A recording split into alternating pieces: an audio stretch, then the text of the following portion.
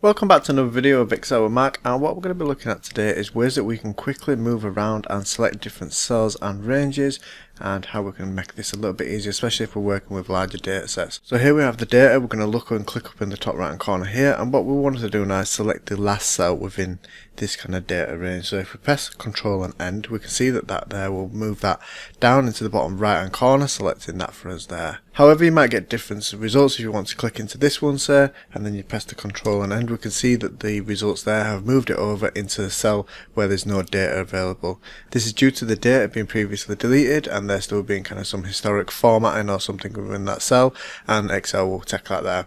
As you can see, when you're using this method of Control and End, it always takes you to the last column and the last row of the data as such. And again, even if you don't kind of have that there, when you press that Control and End, that'll take you to that point. If you use this example here where you have the potentially formatted data within cell G19, if you were to take that there and delete that out, pressing Control and S, then we're able to save that, and then when we press the Control and End now, we can see that that will work, and that will take us to the last part of the data. So the next button or next shortcut that we have is the Control and Home button. This will do the exact opposite what the Control and End will do, and it will take you up to the top right hand corner of the data. So if we press the Control and Home now, we can see that that's taken us up to cell A1. Now a difference within this is if we have freeze pane. So for example, we have this one, and we can see that it's been cell A1. We've already frozen the data up there, but if we press that there, it won't go onto any of the cells that are frozen, but we can see that it just goes underneath that there, just due to the frozen panes. So the next one we're going to look at now is the Control and Arrow keys, and the way that this works is if you hold Control and Arrow, it will take you down as far as it can until it hits the first blank row. So we can see that cell A20 will be the first blank row, and that's where it stops there. It also works in directions for left and right, so if you press the Control and Right at this point, it will take you across.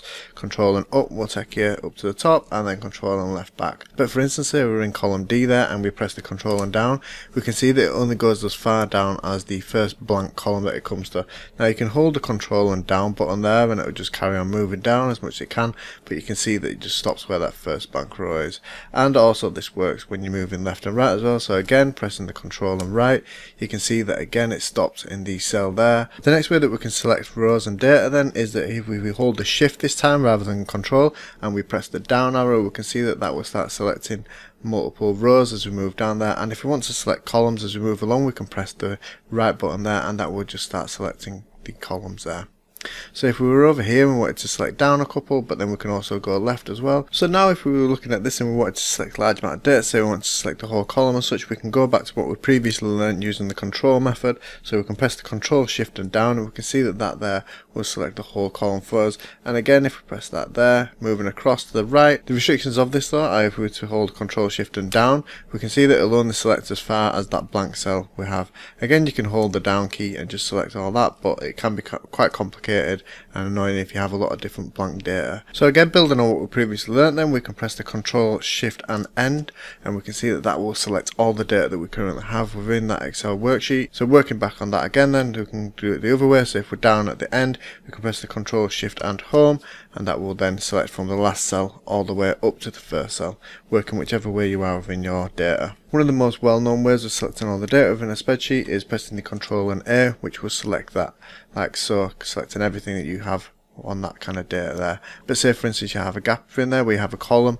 If you're in this column A1 and you press that, you can see that it doesn't quite select all the data for you. So what you can do is just press the Control A again, and that will then select all the data, making sure that you have everything that you want within that worksheet. Hopefully that's helpful for you there. Thanks a lot for watching. If you have any questions, don't forget to stick them in the comments below, and I will hopefully see you all again soon. Thanks for watching.